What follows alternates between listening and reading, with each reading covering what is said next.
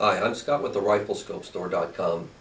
We're going to talk about the basics about how to choose a scope, some of the anatomy of a scope, terminology, and just things to look for in general before you go and spend your hard-earned money on a scope. Let's take a look. Okay, the first thing we need to talk about with scope anatomy is the fact that a scope is a tube within a tube. And what I mean is there's a little tube, approximately the length of this pen, inside the main tube. And that contains, that small interior tube contains a series of lenses that will do the job of the magnification. So light will come in this end, goes through the series of lenses in here and out that end, and now you have a magnified picture. And we'll talk about how that magnification changes in a minute. But just note that the higher the magnification, the more lenses there are in between, and that's one of the reasons why higher magnification scopes are more expensive.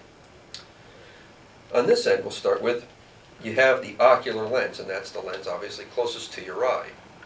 And that's held in place with an eyepiece. The eye bell, which is this, holds that assembly.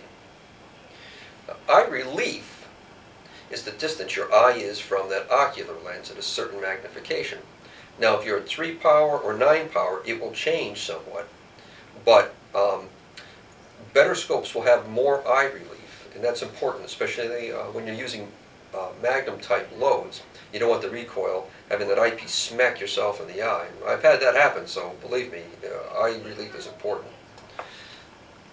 This is a locking ring. On this particular scope, that allows you to turn the entire eye bell, and what that does is allows you to focus the reticle. Now notice I didn't say focus the scope, you're focusing the reticle.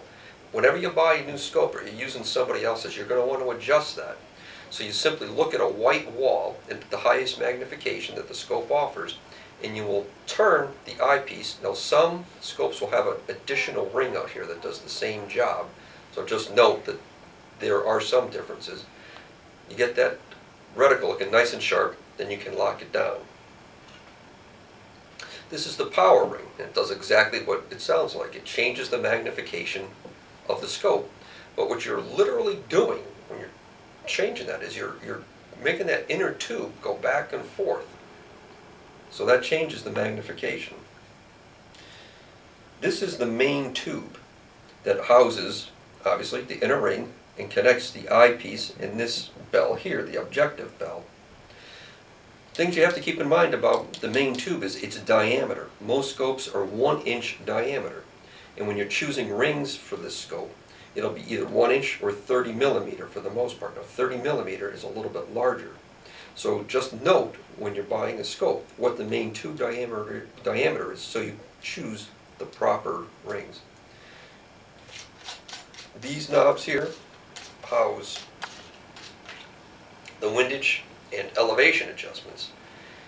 And what that means is once you install the scope on your gun, it's not going to be perfectly aligned. So you're going to have to make some adjustments.